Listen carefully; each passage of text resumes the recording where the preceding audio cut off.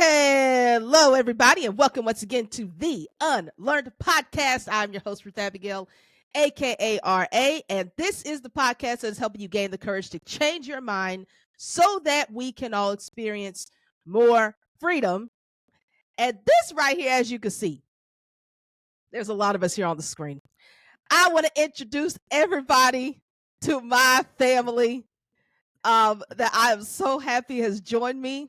And I'm just going to tell you right now, it's going to be a very entertaining hour or so.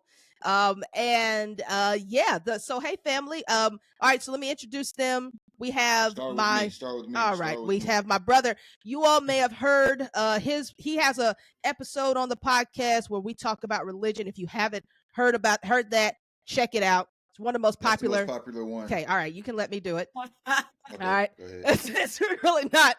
It's not necessary for you to prop yourself. Got it. Okay.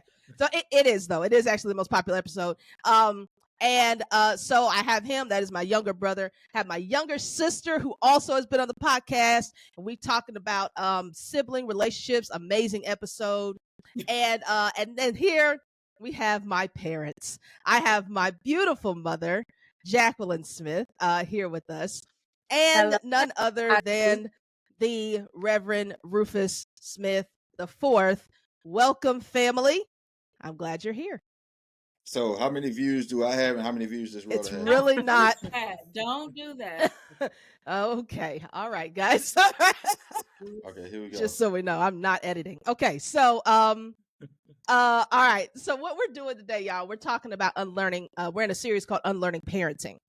And this is really special because this is going to be our series where we really have a two-gen perspective. Really, I guess 3-gen, because my parents parented us, obviously, and then my brother and I have children, and so so we have perspectives of people who are grandparents, people who are parents, people who have been kids, all right here in this episode. And so I want us to have a conversation about overarching those different roles, how they're different. How did you manage in your space and how we manage in ours doing what we do today? And yeah, y'all know how we do. I have some questions. I may or may not get to them all, but let me just start with this. I'm gonna start with you, Ma. Okay. Okay. I want to know, what parenting mindset would you have said this is absolutely the way to go, but looking at it today, maybe something you would have said might be different based on what you learned. What parenting mindset did you have when you started parenting, and as you got into parenting, maybe realized I have to change this mindset a little bit, or did that happen? I don't think I had a mindset, if I even understand that contemporary term. But I just naturally parented the way I was parented. That's kind of more. I really recognize now, looking at all of this with 2020 hindsight vision. I recognize that what I do instinctively is what I saw. Mm. In what I saw. I reflect on what I saw as I grew up. And that to me proves the common concept, I don't know who originated it, that more is caught than taught. Yeah.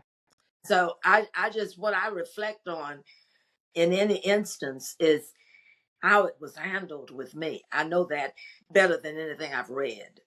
Yeah. Yeah, that's good. Okay, so I think that's a key thing. You parented the way you were parented. Pop, would you say that that's the same for you? Yes and no. Okay. So, to your question, what was I so dogmatic about that going into parenting, but in hindsight would unlearn, was I believe, at least from my perspective, I wanted to give all of you what you wanted in addition to what you needed, Mhm. but I did so too easily. Hmm. I would unlearn that and cause you to um, merit or wait a little longer than I did. And can you Because give an example of that. give an example? Cause all my friends got cars when they were 16. Yeah, and I there was a phone that I wanted in particular that I did not get. And Yeah. you were very clear about that. There are plenty of things I don't know that I don't. Yeah, you're gonna have to give some more context there, Pop. I don't What know. did we get that we Yeah, what did we like get that we didn't yeah, I'll be honest. yeah. I feel like I got Rhoda, what on my list there, of things there. they were handed. Someone says hi. Hey, Shiloh. hey, Shy. I gotta go to the restroom. Oh, don't say that. Okay, go. My baby. So give Well, us an Okay. example, Pop. Well, let me say I'll start with something minor, but let's say clothing, trips, just the advantages of doing things. I would have been slower to give you what you wanted and explain to you more thoroughly um, how you were getting it, what sacrifice it took to get it. You know, Mom often talks about her dad in particular, who reminded her almost every step of the way what she was getting and how it was being given to her, how it was being earned so that she could increase the appreciation for it. And so I would say I would give you more. Um, I would not be as easy in giving you things as I was. I'd make you earn it a little bit more. That's coming out of my own life. I wanted to make sure that you had what I didn't have, and you had it more quickly than I had it. But I would unlearn that.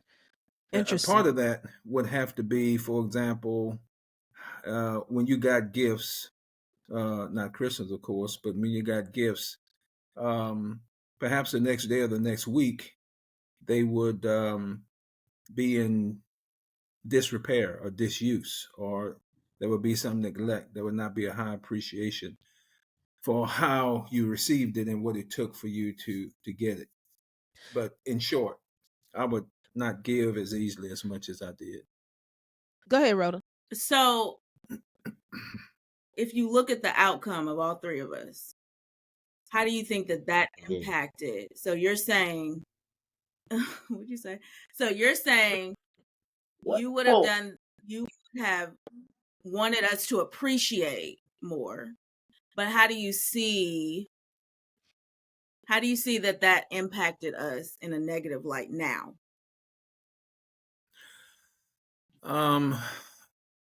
I'm not sure that I could see now that it impacted you right now, because you've grown to overcome some things yourself. You're working yourself. You know what it takes in order to earn things.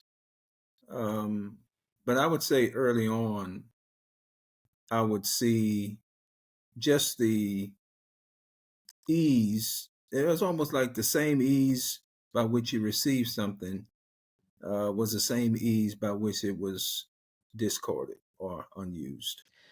Is that not? I mean, to me and Rufus, do you find this with like Shiloh, who is Rufus's son, me and my sister's nephew, and our and then my parents' youngest grandchild. He's 3, right? Is this something you see? I don't know.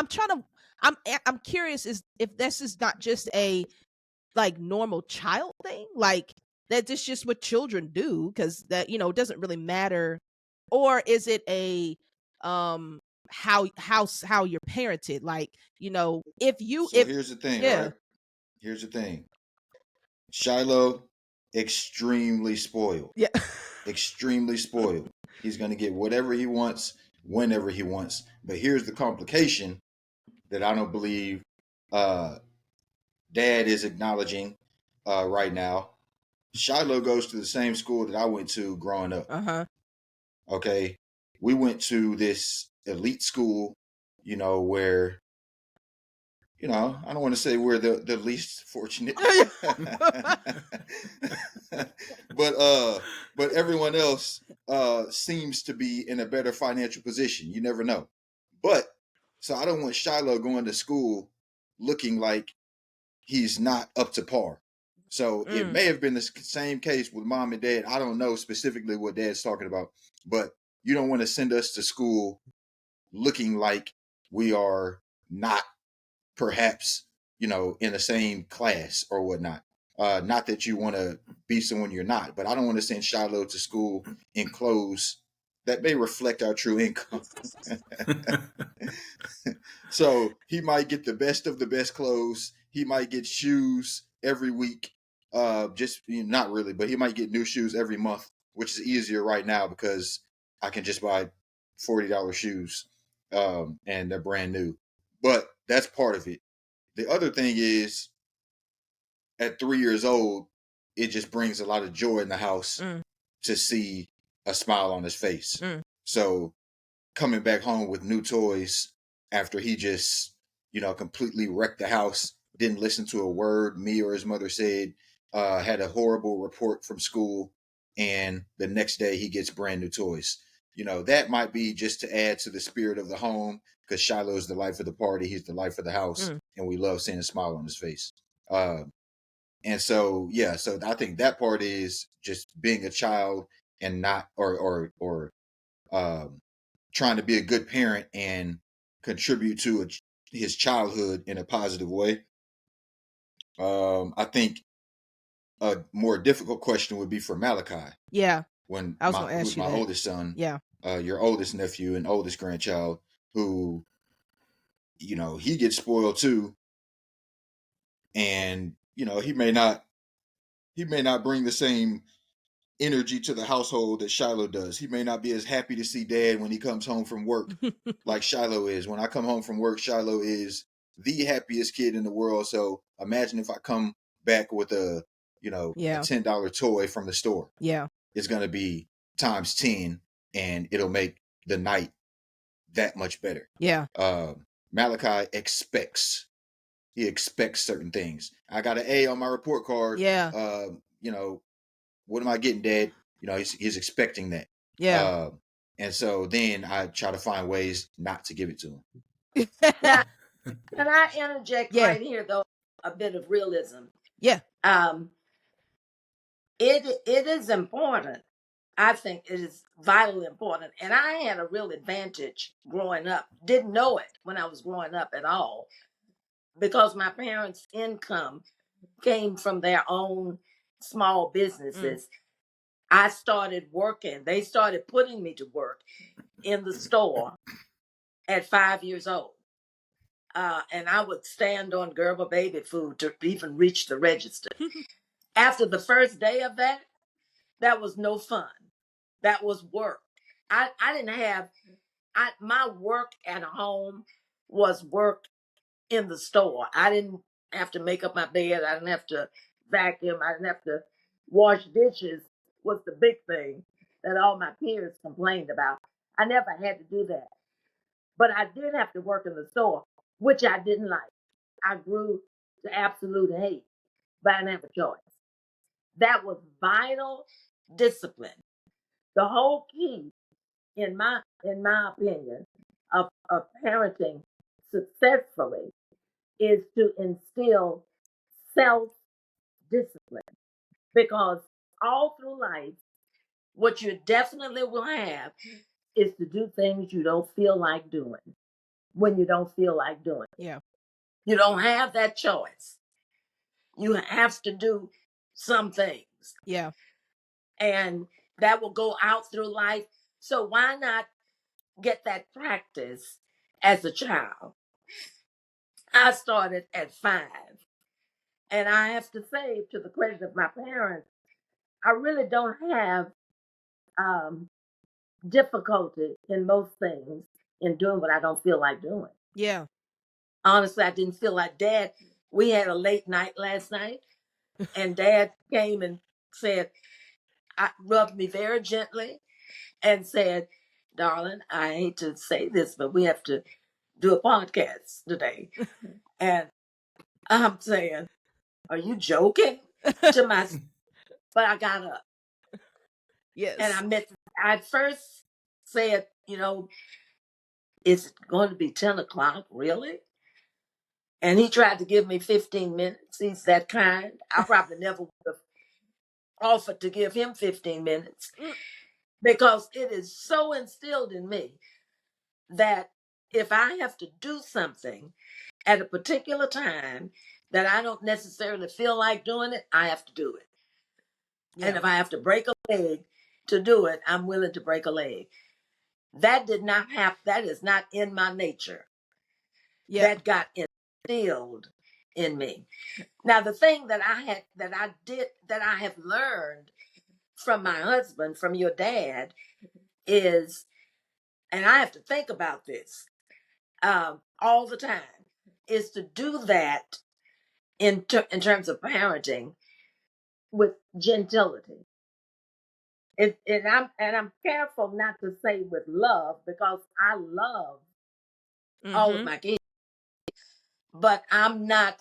I also more is caught than taught, and I caught this lack of gentility, Mm. this realism from my dad, who's a product of the Great Depression. Yeah. That's I caught that. That's in me more than anything else, and I didn't go through anything like the Great Depression.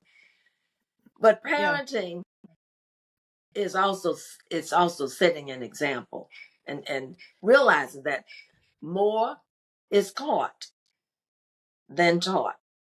So That was the that's good.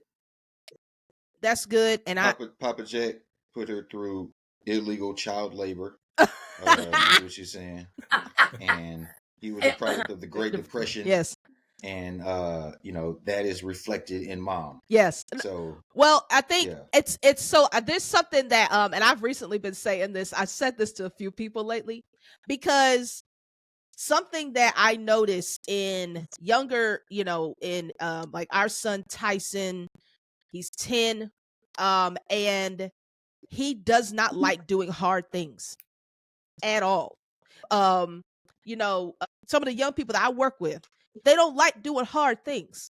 And it's just it is um it it's weird to me because everything that you said, Mom, you're right. I mean, we caught that from you and we caught it from Dad because Dad grew up in a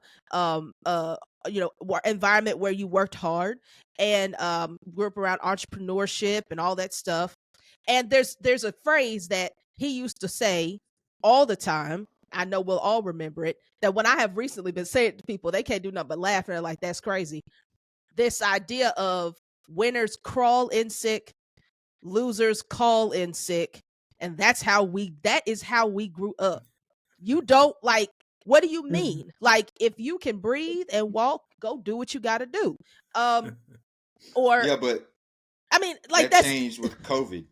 yeah, well, okay, but like So now it's like, don't come in, like yeah, no, but just I'm stay saying though home. that the mindset though, like the mindset that we grew up with, even during COVID, I didn't know how to not work. I found stuff to do because it's like I can't just sit here and do nothing. Like I don't even know what that kind of life is like. And I think it's because of how we grew up and the expectation that we had. And now I see, and trying to transfer that to the younger generation is harder. And so, what I mean, Rufus Roto, how has that phrase impacted how y'all move, and even how you move with parenting or working with young people? Because Rhoda's a teacher, so she works with more young kids than any of us do combined. And so, how has that impacted your movement? That Go phrase. ahead, Rhoda. No, go, Rufus. You go first. Well, okay, I'll go. Okay. I go. Okay, go. So I don't know all the science behind it, but there's actually like a I don't know if it's the prefrontal cortex, I don't know. But scientifically, the way that what discipline does to grow our brains and to help us to develop, like doing hard things, it Yeah. literally develops parts of your brain. Now, what parts, don't know, but it does. It is a vital piece of development. So now what you see is kids, even day to day, you know, I'm in a lot of classrooms throughout the day, and I get to see hundreds of kids every single day throughout the day, just learning. And a simple challenge, like, I don't know this problem, this question right here, is a total shutdown physically. Like, you see them put their head down, you see them totally check out the first time that a challenge arises.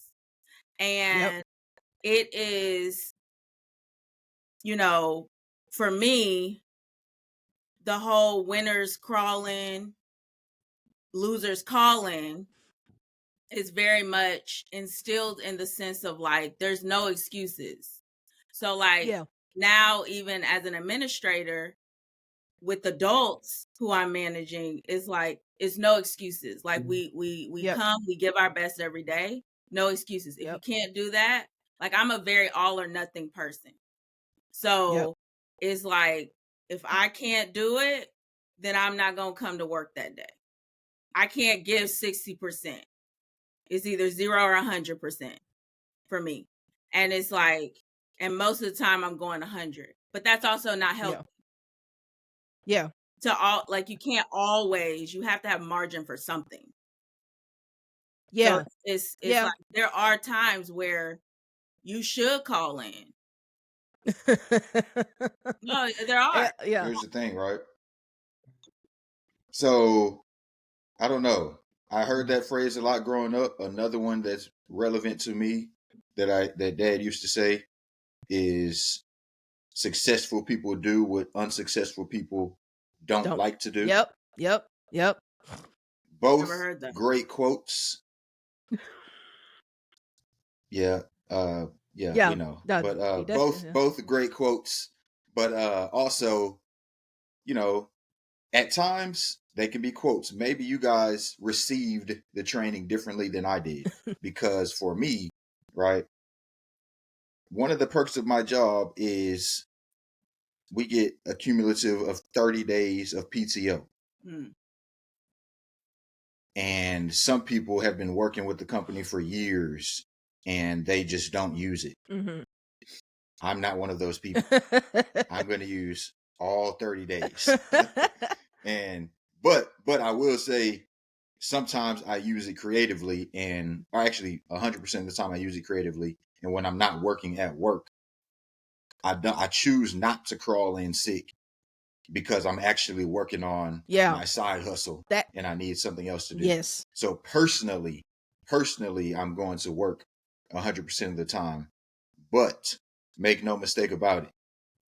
At this job, and if I ever take interviews for other jobs, the PTO is very important because I'm going to need time off to do my own thing. Yeah. And I'm going to use sick days as vacation days, whether I'm sick or not. Yeah. So it's like, I think it's applied a little bit differently in that it's not really I'm going to go to work every single day.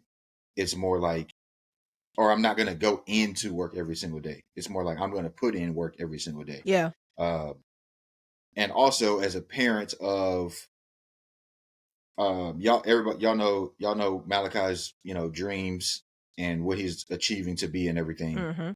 And, luckily he's blessed to, they don't right, know. So luckily he's blessed with athletic ability. Nothing, he's not LeBron James or anything like that, but, I had a little skill. We have skill in our family, and his mother's side has that times 10 on their side.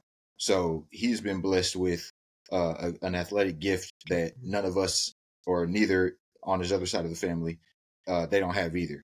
And so pushing him is, or teaching him this principle Yeah. is very much appropriate, especially that successful people do what unsuccessful people don't like to do, Yeah. because he's trying to make it to a place where very few Yep. people, no matter how talented they are, make it. Yeah. And so if he's not doing way more than anyone else he knows, he's not going to be able to make it to where he wants to go. So I do find myself instilling that in him even more than I apply to myself, because there's no room at his age and for his goals for him to take days off. And so, I definitely think that's a relevant principle. Like Mom was saying, more is caught than taught. So, his mom does a good job of showing him work ethic. I think I do a good job of showing him work ethic, but his has to even exceed that. So Yeah. he's doing a good job, and we're trying to instill those habits early, Mhm. because once Dad was saying, we may have gotten off easy in certain ways, but over time, he's seen us be able to kind of understand how life is and earn what we want or what we need. Yeah. Whereas Malachi is not going to be, again, to make it to where he wants to go. He doesn't have time to have that lag and then catch back up. Right. So he has to learn that. The reality is too, Rufus, that no one, Shiloh won't either, whatever it is. And that work ethic is what you're putting into it. He may go the direction everybody seems to think he's going. But if he doesn't, for some reason, break 2 feet and 2 hands, and he just can't do that, whatever, what's in him is whatever. Wherever, in my opinion, the Lord leads him, Yep. and the track that he takes him on, he's going to recognize he's got to invest discipline, self-discipline. Yes. Meaning he's got to train, he's got to practice, he's got whatever it is. Yeah. Whether it's, it doesn't matter. That's the important principle. Yes. It's, I believe that principle was Yeah. Let instilled me in me say they working in the store. I don't like working in the store, but I got the principle. Yes. And that's great. What Yes. you're doing. what I would say is, those are Mm. I think those are bedrock principles. I think they're biblical. They're not meant to be, though, so dogmatic that there is no margin. And I think both of you, Rhoda and Rufus, expressed that. There are times when you are sick, you should not go in, and so forth. But you get the general principle. And of course, today, when I've said that, people recoil, or a few people recall at the winner loser concept. Yeah. Because I'm not saying you're a loser, but without explanation, some people can take it that way. Yeah. I've often thought about modifying to say winning is crawling in sick, mediocrity is calling in sick. Well, But I mean, for people who are more sensitive, because I'm not calling you a loser, but I'm saying if you do that all the time, then you are not going to be successful at whatever you do. But I believe in margin. I wouldn't exist without it. I think you have to have margin for your spiritual and mental health. And taking all the days that a company gives you is smart. yeah. I don't encourage people who work for me not to do that. I want you to do it, because I know you're a better person in doing so. Yeah. I like, so this Rufus, the phrase you use, successful people do what unsuccessful people don't want to do. Did I get that right? Yeah. Yeah. Yeah. Don't like to do. Don't like to do. So what I think is, because even at the backdrop of this current principle is this definition of what you think success is. Yeah. And I think a lot of it's interesting. I don't know that I could have defined success for myself growing up. I don't think I would have pinpointed exactly what that looks like, other than I graduate and I go to college. That's about where I could stop. You know, um, Rhoda, when you were growing up, what was success for you? What did that mean? Success was, I think, in the context in which we went to school and what I saw, particularly women, moms, and then my own mom. Like, that's how I define success. So success for me personally was, yes, going to college was a piece of that because we went to a college preparatory school. Yeah.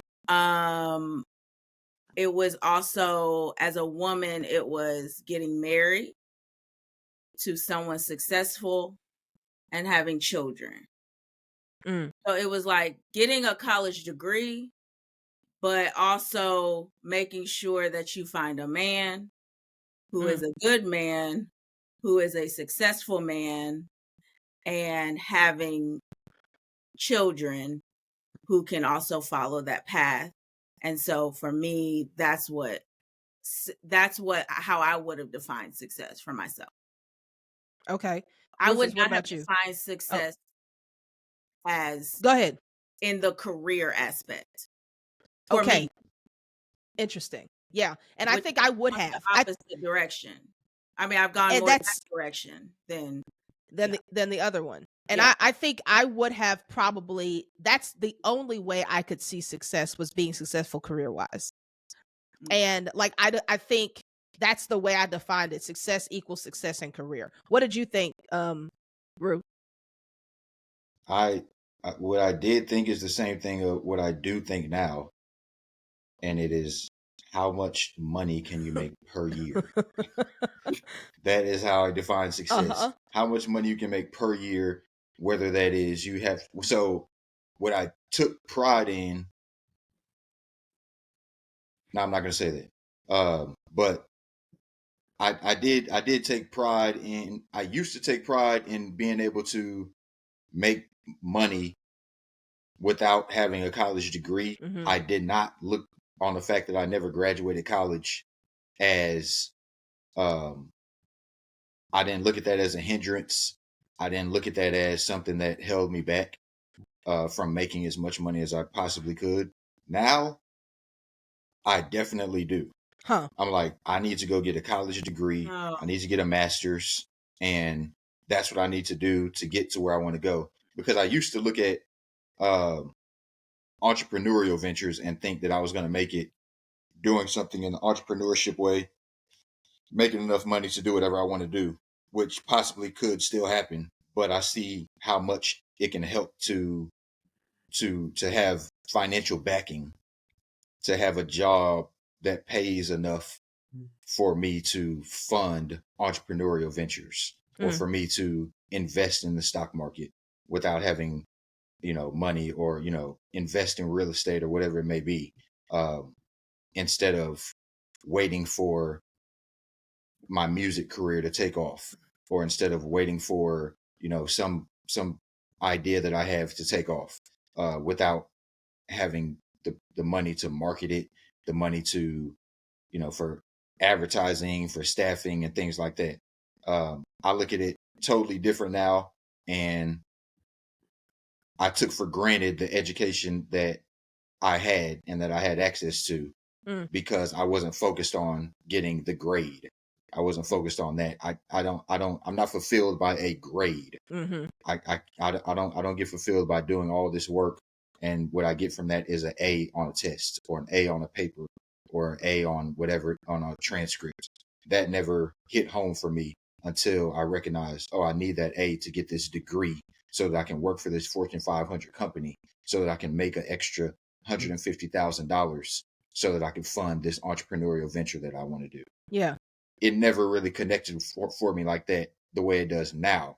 And now I see myself, I'm in sales. And if I were to have a degree, I would be on a different level of sales that I am as a 36-year-old guy. That's how I see it now. So I see success back then. It's always been how much money you can make. And that sounds superficial. It could be, but also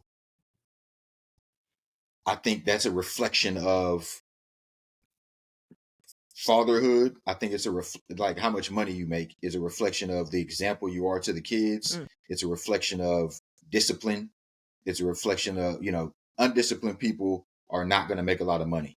If you sit around and you watch Netflix all day and you drink and you smoke and you find ways to barely work, it's just not going to equal up. So I can say, living a disciplined life is how I look at success. But for me, it's all measured by how much money you can make. And I'm not, it sounds superficial, but that's where I am. Maybe because It's I'm broke. not, let me just add this in. It's not superficial. And you don't, getting a degree is one means in America, in Facts. our American social economic system, by which you can succeed in whatever. Yeah. Success is an individual definition. You don't need a degree. No, you don't. As far as making money is concerned, the key to that is how well it's invested. Now, if a degree is a limitation to a person understanding how well you invest to make the money make money, money is only the thing that can work, and it doesn't need energy, doesn't need sleep, doesn't need food.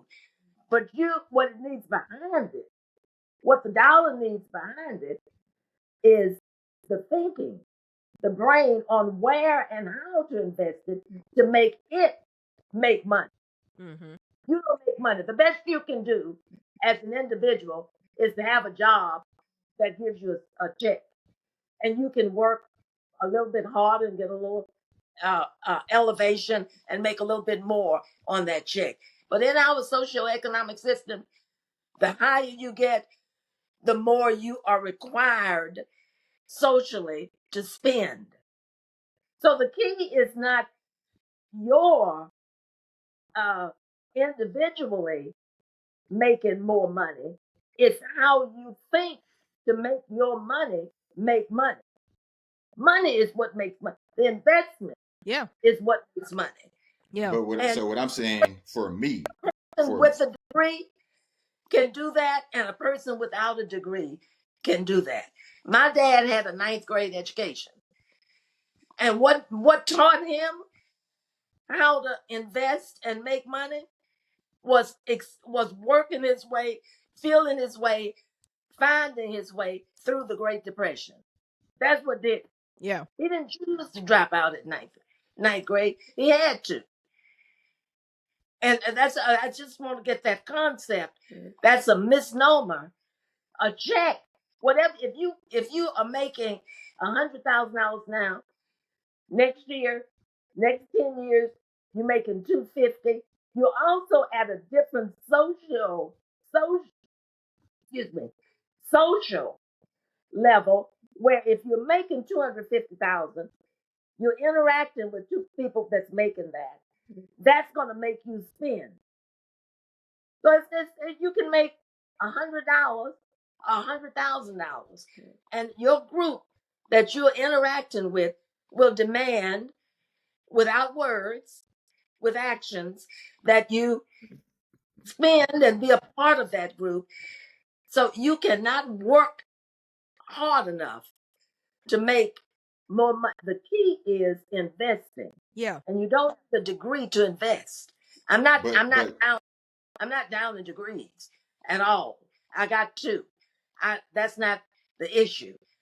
But one of the things that I just interact this, and then I'll let the floor go. But one of the things that my sponsoring professor in graduate school asked me when I finished my master's, and I was trying to make a decision. I didn't have any job offers. I didn't really know what I wanted to do professionally. And I said, well, I'll just go on and get a PhD. And he said to me at that time, he asked me a question. He said, Jackie, do you want to teach on the college level what you know? I said, no, I don't. If I teach, I want to teach on the kindergarten level. He said, don't waste any money on a PhD. You don't need it. The only thing that you actually need it for is teaching on a college level. The rest of it is a waste of money. So it's not you. It's do you get what I'm saying? Yeah. No, Am I I? get what you're saying. Am I?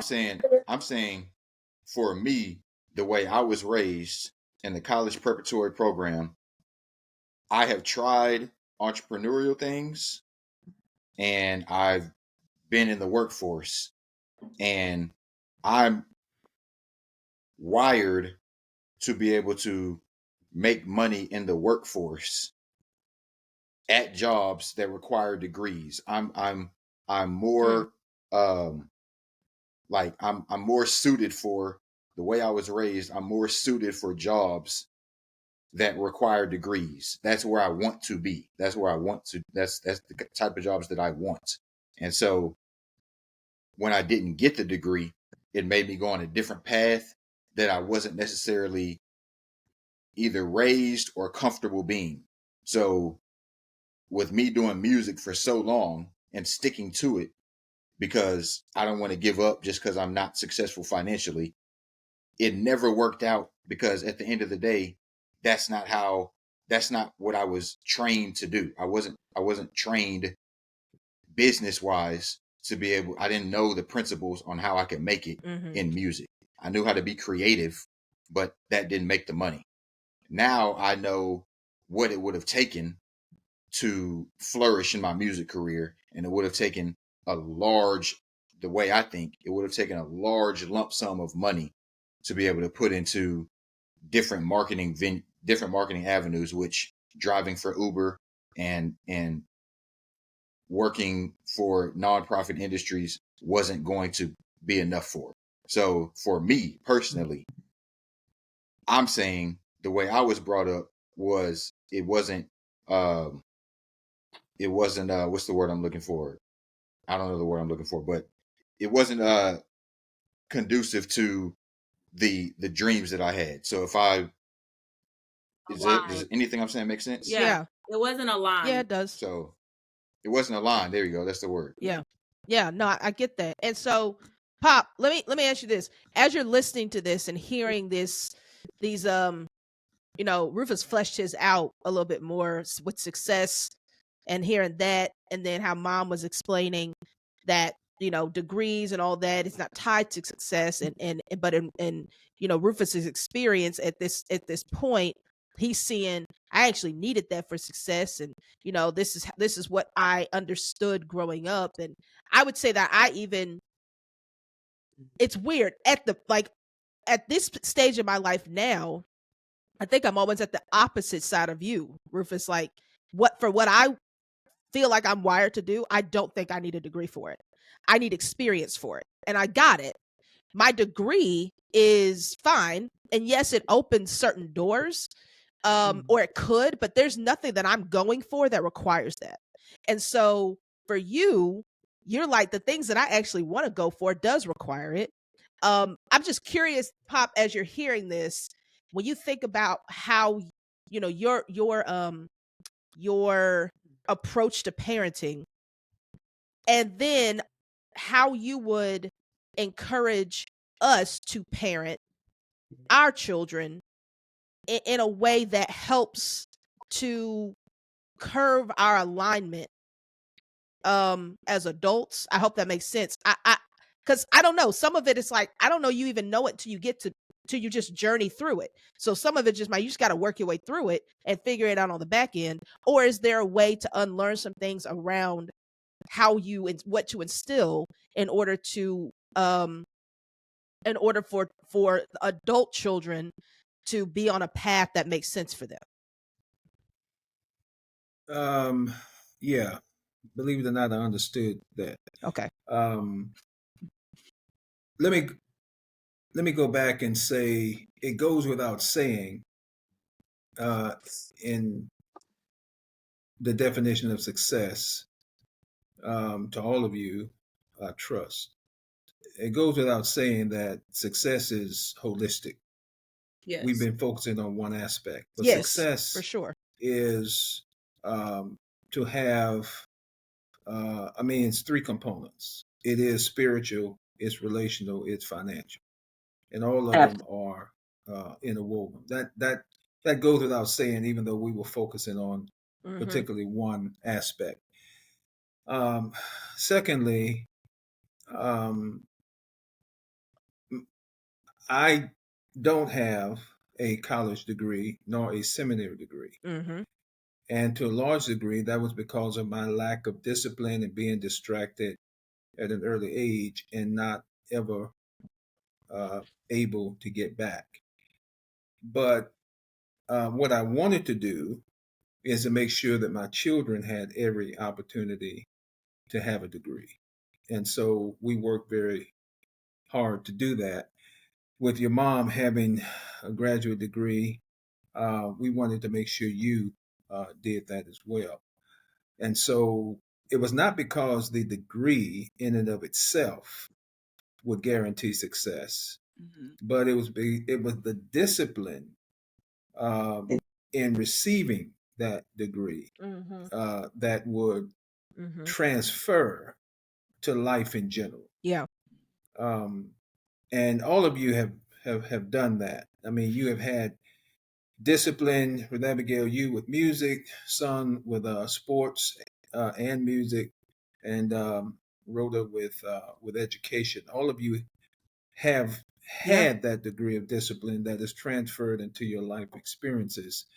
And so I would encourage parents to, even if you didn't have it yourself, like my parents didn't, and I was the first in my family to really be invested in to go to a 4-year college. And I disappointed them. I let them down. They worked hard to ensure that I had every advantage to go to school. And I did for 3 years, but I couldn't get over the finish line. That was such a disappointment to me because I disappointed them. And I carried that into my parenting and said, I don't ever want my kids to have that kind of failure. I'm going to give them every chance to succeed, no matter what. So I think it's important that parents, whether it's education or whether it's just work experience, that they convey to their children what success really is, and that is holistic. The spiritual, the relational, and the financial, and it's not just one or the other. I have a question. Yeah. So this is for you, Dad, and then this is also for you, Rufus. So when you said you disappointed them, is that you saying that you disappointed them? Feeling like you were a disappointment? Did they ever say that you disappointed them? And then Rufus, I'm specifically tailoring it to y'all two because y'all are actually like two of the most brilliant people that I think we all on this screen could say that we know. Yes. And do not have a degree. Okay. Shut up, Rufus. Do not have a degree. But I got a high school diploma though. Very good. I got a high school diploma. Please. Yeah. But now for me, when like I have the most degrees, but I actually like going through getting the degrees, I never thought about the actual paper degree. It was the learning for me. It was also the social aspect for me. That's packed in a piece of paper. It's also the learning that comes from that and the connections that I was able to make through that. But for y'all, you kept saying like you're a disappointment. I've never, now have those words actually come out of people's mouths? Because I know for you, for mom and dad, y'all have never said that to Rufus, but it doesn't mean that he hasn't felt that. So like y'all never said you're a disappointment for not getting a degree because that's not actually what y'all believe, but you feel that. So yes, I do feel that insecurity. No, I no, I know it. Ed. Mm-hmm. And my parents were gracious enough not to say it, and still supported me. But I look, they invested. They spent money they didn't have, and I did not cross the finish line. I got close, but I didn't cross the finish line. They didn't have to say that. We're disappointed you didn't do it. I just know it. And it's not just self-induced to me. It is, I didn't. I blew it. Okay, But so I have with spent that, my life trying to overcome that so Yeah. that they could be proud in other ways. And I think they've seen that. Yeah. of There course you they've go. seen it 10 times That told. But okay, so for you, Rufus, where do you, and for you, mom and dad, were y'all disappointed in Rufus for not getting? I don't need the encouragement. I know they're gonna say no. No, I'm not going to I say know. no. But I'm no, not going no, to say no. I'm listen. going to say yes. No, let But me set it up. Let me Oh set it well, up. I'm he gonna leave. overcome. Yeah. Okay. Yeah. Yeah, No. but here's the setup, because the reality is you all also invested in all three of us to go to college, specifically like to go to college. We went to a college preparatory school to go to college. That was Right. everyone that we went to school with, like, Went to college. went to college at some point. They may have not graduated, but they went to college.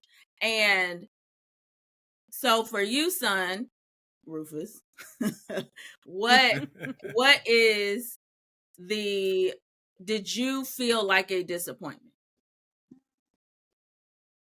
and why? I felt more of as a disappointment because of the path I went down instead of school. Mm.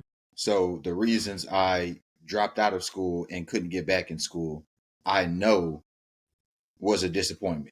Mm-hmm. Whether it was a having, disappointment to you or to us? What do you know?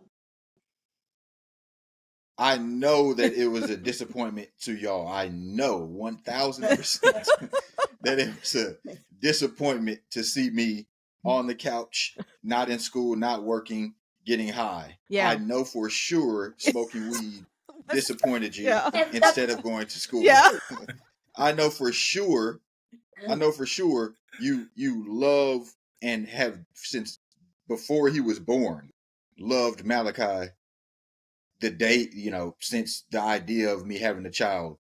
But I do know that the decision that went into having a child before being married, when that all I was taught was not to do that. Yeah. I do know that that was disappointing. You don't have to say it wasn't. I'm not offended. I do know. So I don't think that you were disappointed by me not receiving a degree. I think that no, what yeah, happened but wait instead a of minute. me receiving a degree. Let me interject here. Disappointment. I want to be sure that anybody who hears this, disappointment is not synonymous with giving up on. Yeah. I No. never, Yeah. No. I gave up on you, son, and since you're the degreeless one, I never gave up on that. Neither one of y'all have a degree, but I know I never gave up. Dead serious. But that may be disappointment, and really, That was the question. Yeah, but That was like the question. my disappointment was in me. You can take this as No.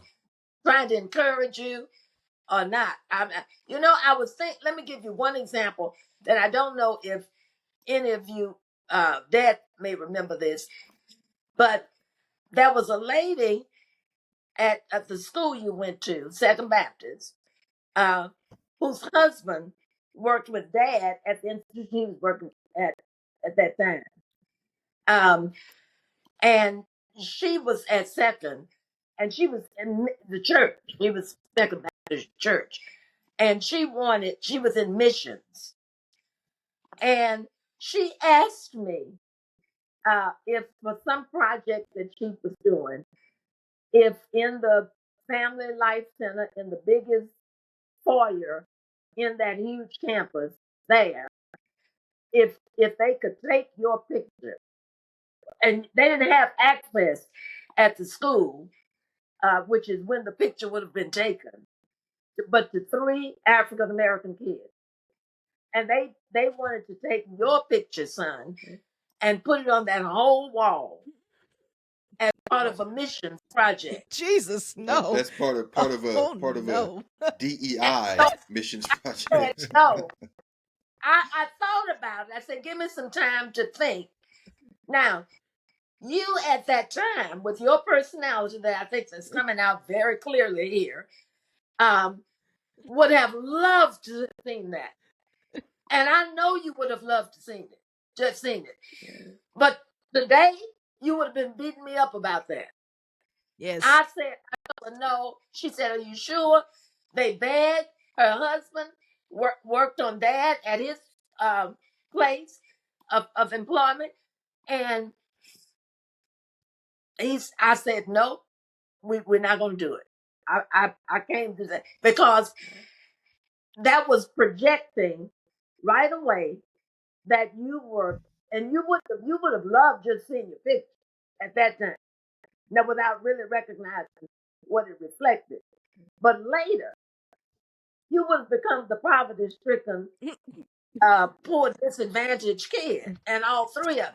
Yeah. And that really wasn't the case. No. Not at all. So it's a matter of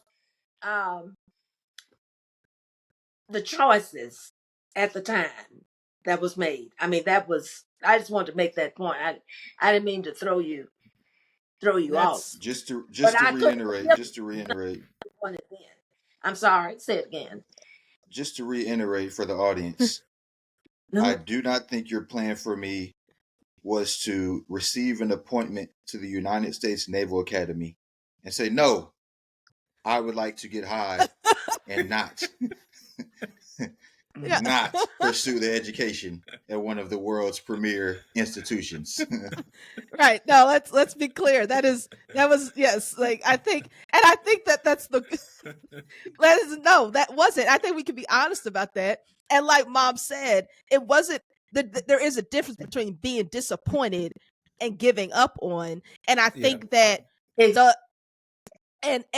so it's very clear that there was no giving up. But we can be honest about, as parents, we are disappointed in children, right? And I think Mom, you made a great point, not just in children, but sometimes disappointed in yourself, because of sometimes the choices that children make. So, I think that what I see as now being in a parenting role is understanding that unlearning that it doesn't have to take long to forgive myself for things that maybe I feel like I messed up on. And I think I've learned that watching you all work through a process and us having conversations like this all the time, of hearing where we are in our perspectives as adults that we didn't understand when we were younger, even when y'all were younger, less experienced parents, and understand that you're not going to two things are true. Everything that your child does, you won't like, and everything that you do, you won't like. But it doesn't mean that it has to turn out bad. Like it is, and I think that's something that is important to unlearn for parents, people who are going to be parents. You're not going to get everything right, even if in the moment you think it's the right decision. Down the line, you may be like, oh, maybe we should have changed that. Like, I think that's been the theme of some of what you've been saying, Pop. Like, yeah, I probably shouldn't have given them the amount of things that they wanted, in my perspective. That maybe should have worked harder for this, or waited for these things. But at the end of the day, it wasn't a failure of your on your part. And there are things that you absolutely did that were right. But I think the way to measure that is looking at things over time and not just in the moment. because the moments don't always measure up. That's going to be the case because we're human. But over time, things can turn out better. And I think, we all have those stories of, in certain moments, as children, as parents, even with y'all, even as grandparents, I've messed up. Like, or I don't think this was right, or they have messed up and they shouldn't have done this, and that. But then 10 years down the line, it's like, well, those things ended up making them better. Or putting something in them that maybe they couldn't have if they had always been successful. And I think that other side of success is what we would call failure, but I don't always think it's failure. It's just learning. Pop, what were you about to say? Yeah, I agree wholeheartedly. Now, as Son alluded to before, it's a failure to me. Now, it may not be to you, but all parents can say the overriding grace of God, and I try to remind myself of that. The overriding grace of God will um, override mistakes. His grace will override mistakes. Maybe I knew, and maybe I didn't know, but it doesn't matter. Mm-hmm. If I'm trying to do the best I can, then the overriding grace of God will bring children to the point, frankly, where He's brought you, irrespective of our parenting. And He's brought you to this place. I'm proud of all of you. And Son, even though you and I only have a high school diploma, um, you are still, when it comes just to money, um, you are in the, as far as a household income, you are not average as far as that's concerned. So now that's just aspect of money, but I'm proud of the life you have, the kids, what you're instilling in them. But that's human beings doing as much as they can. That's human responsibility. But then sovereign power of God is doing what we can't do. Yeah. And so that overriding grace has brought us all to where we are. And I think Absolutely. parents need to recognize that even when you failed or don't even think you failed, Yeah. and others say you haven't failed, and you may know in your heart of hearts, no, I would unlearn that. Yeah. Even though it turned out for the good, um, it is still the overriding grace of God that gets us over the hump. So, I'll end on this. It's kind of a big question, but I want to end on it because I think it speaks to the generational diversity on this call. So, Rhoda, I'll start with you specifically because I know you're going to love this question. What cycles do you see Oh, could I love it. I know. Rhoda loves these questions. What cycles can you see through your observation of being in education and seeing young people and being young people today, and also just with your personal experience, need to be broken with parenting today? Oh, with parenting today, I thought you were talking about with our specific family. Well, I mean, yeah. So I want to use that as a backdrop, right? So use the experience here, but also your own personal experience in education and just what things that you see. What are some important cycles that need to be broken um, across generations that are persistent, that are not helpful? I think one of the biggest thing is taking responsibility, ownership for your actions.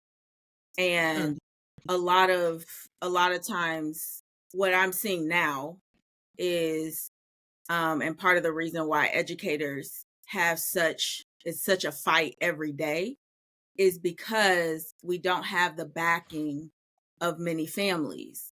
And a lot of times, like if we're having, whatever type of it could be any issue, happening with the student, a common response from a family is blaming the adult. and not putting responsibility on the child Mm. and teaching them that concept. I think the other thing is like making sure that you are the dominant teacher of your children, not the phone. Once you hand a child a phone, you have handed them the entire world. And Yep. that is their teacher now. And so then what happens is what we're seeing, a big thing Yeah. of like it actually parents your child for you. And it allows for you as the adult to not have to be in the weeds of teaching your child all the little things. And that's one thing that, like, you know, with mom, I am seeing every single thing she does. That's just her natural inclination. And it, you know, and that's what grandma, her mom did. Everything is a teachable moment, every single part of every day. Like, and that was, and we didn't realize growing up that everything that we know to do is literally taught to how we hold our toothbrush, to how, you know, like brush your gums, brush your tongue. Like, these are things that the smallest things that she would teach us how to do that is being missed now. Yeah. That's good. Rufus, what about you? And then mom and dad, I'm gonna reframe the question for y'all. So after he answers, let me reframe the question. Ru, what about you? So first of all, that was spoken like a true auntie. That is the same energy she gives me, even though she encourages me as a parent. Rhoda will get on me for things that I can't wait until she has children. Like, she just says certain things, and I'm like, so you're telling me you're not going to give your kid a phone at a certain age? Like, when all of them have it, that's how all of them have fun. They're all playing phone games, and there's nothing else going on. You don't want to just leave them out. That's one. Wait, that's one.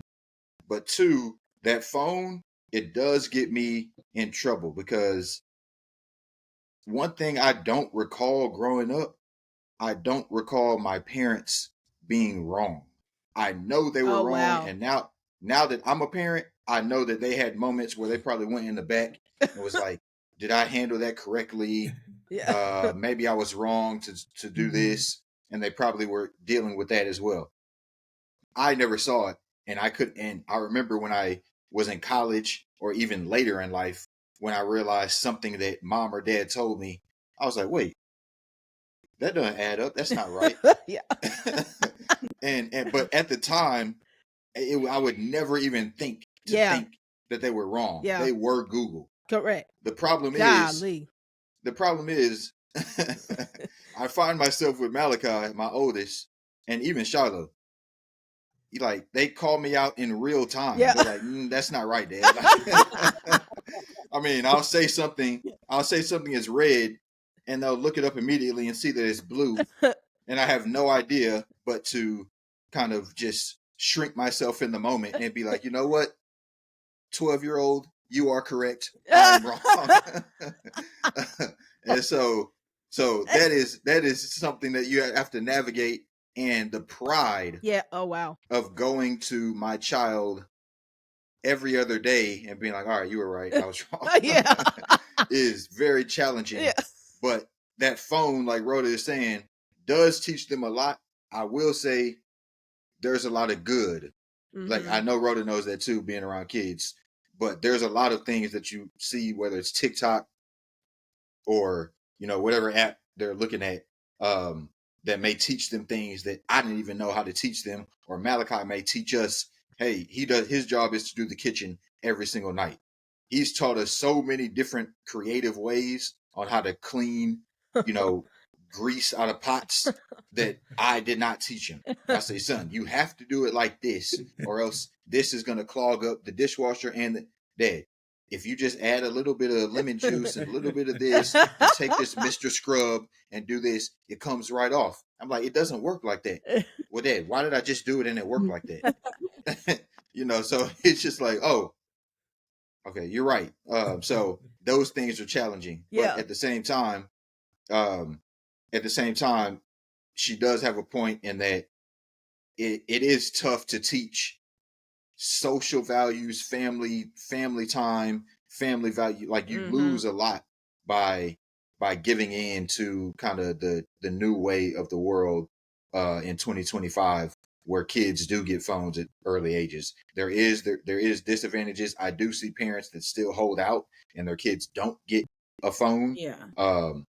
And I see the benefits that has as well. Yeah. But I kind of see both sides to it. So I don't know if I probably didn't even answer the question, You but I answered did it. want to say that. Well, No, hold this- on. no, you because answered it. I have to say this in rebuttal.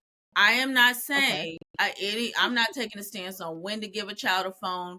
I'm just saying, or if they need a phone or whatever. What I'm saying is the phone cannot and should not be the primary and first teacher of anything. The only reason Yeah. that Mally was able to come back and tell you that is because you all taught him that the dishes must be done, that the kitchen must be clean, whatever. So now that's a supplement to your teaching. That's what I'm saying. Yeah. It Yeah. can't be the primary. And it Let- has become a Okay, yeah. primary teacher for many, many kids. Yeah. Last thing I want to say about Rhoda as an auntie. I try to have authority over my kids. It's also like, and my mother backs me. She has, you know, I'm a reflection of mom in a lot of ways when parenting Malachi. Yep. You have to earn everything that you are given, and if you get in trouble at school, which Malachi is in a rebellion, you know, he's kind of in a rebellious stage right now at 14 years old. And so we're taking things away from him. Whether we take his phone, we withhold some of his allowance. He may want something to buy something, and it doesn't happen. Let me tell you what Rhoda does, and Malachi knows how to take advantage with that phone. Okay. So Malachi will get a certain allowance per month, and if he doesn't get a grade, if he gets in trouble at school, if he doesn't handle his business or anything like that, get a bad report from a teacher, I'm not going to give you that allowance. And a lot of times with his allowance, he'll buy things off this TikTok store that are pretty cool gadgets. I can't remember what he wanted. I think he wanted a hat or something like that to wear to school. Mm-hmm. He didn't take care of business. No, you're not getting your allowance for this at all. This guy goes behind my back. Hey, auntie, text Rhoda. He texts Rhoda. And without me even knowing, I just see a hat show up at my door. How did you get this hat? He don't want to tell me. He don't want to tell me how he got the hat. I have no idea how he got the money to get the hat until I go through his phone and check his Cash App and see who gave him the money without telling me, without knowing what's going on in our house. Here's $100, nephew. You can have it anytime. You know. So all this stuff she's talking about, she does not have my back. She does not support me trying to be a great parent, and she funds the rebellious nature of my child. Yeah. Good. All No, right. Yeah. Okay. Yeah. That's very good. Okay. So, all right. So, mom and dad, I have one last question for you all, and I'm going to reframe it a little bit. What cycles do you hope, and mom, I'm going to have you answer this first. What cycles do you hope are broken with our parenting our children? What do you hope changes in the way, or what do you hope stays the same and doesn't change because you think it doesn't need to change, as far as us parenting our children? Well, when I reflect on things that I did that I was proud of and things that I did that I'm not proud of, I was thinking, I've thought many times when son was going through what I would consider negative cycles or cycles that I would prefer that he had not gone through. I thought about one instance that repeated itself in our relationship, sons and mine, in particular, that exited the other three of three of you, was I worked part time at the school you went to, And I did carpool was one of the things that I did. And I remember uh almost day I did carpool, I don't know, so many days. We had a couple of days a week where we had to do carpool each teacher. And Rufus was out there with me, as all of you were. And you had specific instructions on what to do when I'm doing carpool. He did absolutely the opposite. He just literally did not obey my rules on what to do while I'm standing outside on the walkway receiving and delivering uh, other kids to the cars. And I have thought so many times, and the principle that I'm trying to bring out, so I don't forget it, is parent your child, parent that child individually based on his particular needs. Yeah.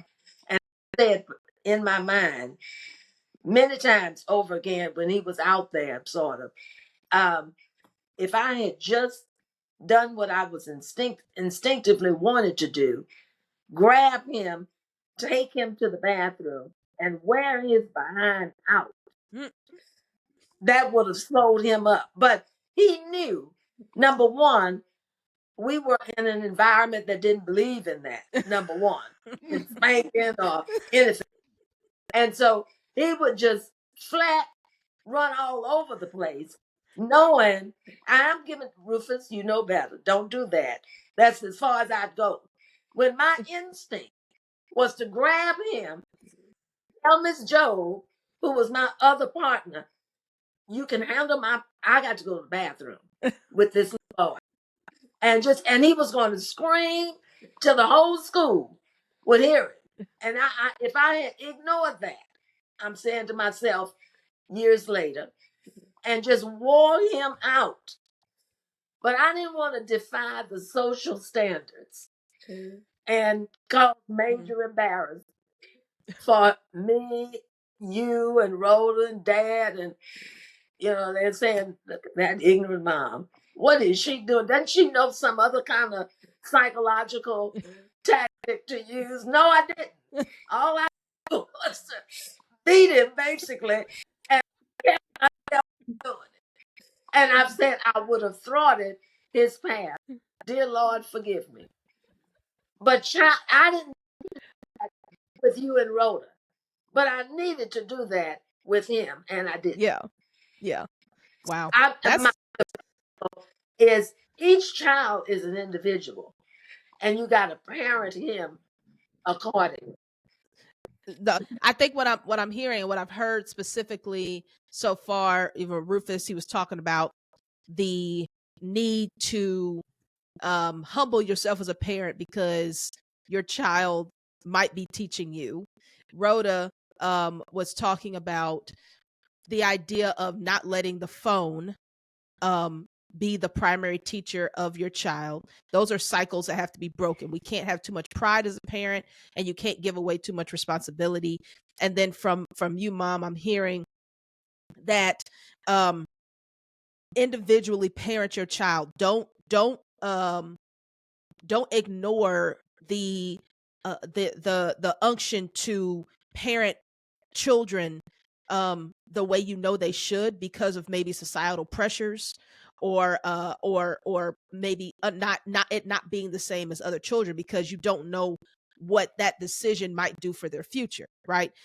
So Pop, I want to give you the last word on this. What unlearning, what cycle, what mindset change do you hope is the case, or mindset maybe not change again, but it could be something that you hope is kept throughout our parenting as we continue to have children and raise children?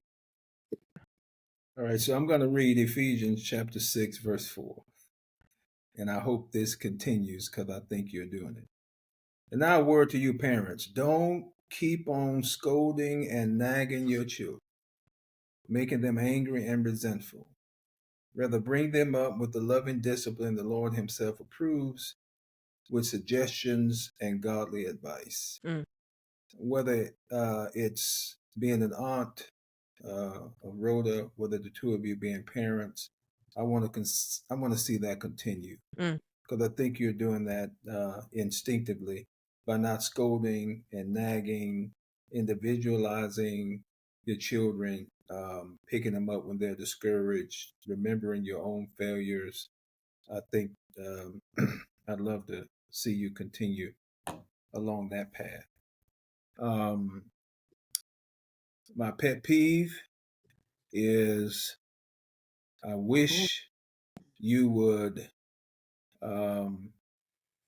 get the Christmas spirit that you were raised with in your children and not commercialize Christmas, but rather their birthdays. And so I'm holding out hope that I think you're trying to balance it a little bit, but I would love to see you come all the way full force and say, you know what? We're not going to do anything for you on Christmas unless it's related to the wider kingdom, but on your birthday, you are the center of attention.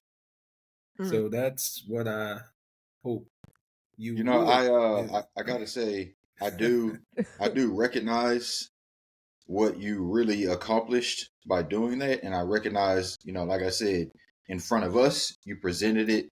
You presented the reason of us not getting Christmas gifts, but now that I'm a father, I understand the true reason, and it's because the $1,500 that I'm spending on Christmas gifts could be going elsewhere, and I could be saving that money. Yes. And I could frame that as, you know what? We don't get presents on Jesus's birthday. Yeah. I understand completely what you did there, Dad. I understand it completely. Absolutely. Absolutely. Oh my God. All right. So y'all, thank you so much. This has been once what one of a kind podcast. This is definitely the first time I had this many people on here at one time. And this is the first time that we have been on as a whole family. And so I hope that you all have gained something from this conversation. I think we all have. And just so you know, these types of conversations, we have these times 10 all the time in real life around our kitchen table. And it's what has become normal for us. Huh? Dining room table. Okay. Yeah. So there you go. All right. I'm not sure how healthy it is for people to look in on us doing family therapy. It's already done. But it's already done. We're working through our own issues. We are. Hopefully biblically and viscerally, but yes, I'm not sure people would appreciate that. Oh, people will definitely appreciate this. I do.